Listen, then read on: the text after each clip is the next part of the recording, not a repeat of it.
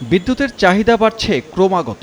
গ্রীষ্মকালে নিরবচ্ছিন্ন সরবরাহ নিশ্চিতে তৈরি হয় হিমশিম অবস্থা। লোডশেডিং নিয়ে আলোচনা হয়েছে সংসদের প্রথম অধিবেশনেও।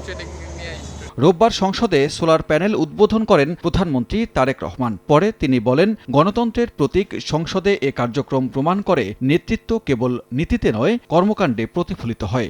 জলবায়ুর কষাঘাতে জর্জরিত বাংলাদেশ, তাই পরিবেশ বান্ধব জ্বালানির বিকল্প নেই বলেও জানান তিনি। সৌরবিদ্যুৎ কার্যক্রমে নাগরিকদের সম্পৃক্ত হওয়ার আহ্বান জানান প্রধানমন্ত্রী। বাংলাদেশ আর জ্বালানি খাতে স্বনির্ভরতা অর্জন করতে চেষ্টা করছে।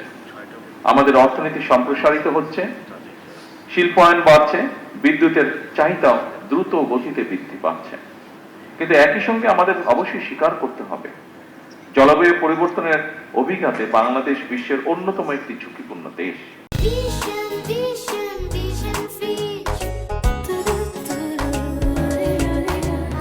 সমুদ্র পৃষ্ঠের উচ্চতা বৃদ্ধি, অনিয়মিত বর্ষণ, ঘূর্ণিঝড় এবং নদী ভাঙন এসব আমাদের প্রতিদিনের বাস্তবতা, এবং সে কারণেই টেকসই জ্বালানির পথে অগ্রসর হওয়া এখন আর শুধু পরিবেশগত দায়বদ্ধতা নয়, বরং এটি আমাদের অর্থনীতি এবং জাতীয় নিরাপত্তার অপরিহার্য একটি অংশ।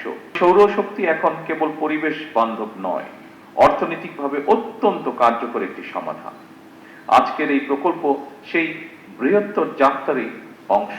পরে সংসদের নবায়নযোগ্য জ্বালানি ব্যবস্থাপনা নিয়ে বৈঠক শেষে চিফ হুইপ জানান, বিদ্যুতে স্বাবলম্বী হতে নবায়নযোগ্য জ্বালানির দিকে ঝুঁকছে সরকার। ধীরে ধীরে জেলা উপজেলা পর্যায়ের সব সরকারি ভবনেই সোলার প্যানেল বসানো হবে। সরকারিভাবে যেসব ছাদ আছে, বিভিন্ন প্রজেক্ট আছে, সরকারি প্রতিষ্ঠানগুলোতে আমরা সোলার প্যানেল সরকারি তরফ থেকে করানো হবে। ব্যক্তি পর্যায়ে অনেক বড় বড় প্রতিষ্ঠান আছে, অনেক বড় বড় প্রতিষ্ঠান, ইউনিভার্সিটি আছে, কলকারখানা আছে, সেই সব যদি তারা করতে চান তাহলে সেই সবগুলো করার তারা করবেন। সরকার যতখানি সহযোগিতা করা দরকার যে পদ্ধতিতে সেটা করবেন। আগামী অধিবেশনে বাজেটের পাশাপাশি বিদ্যুতের সমস্যা সমাধানেও আলোচনা হবে বলেও জানান সরকারি দলের চিফ হুইপ। আমরা গতকালকে ছাদে সানবীর রূপল, সময় সংবাদ, ঢাকা।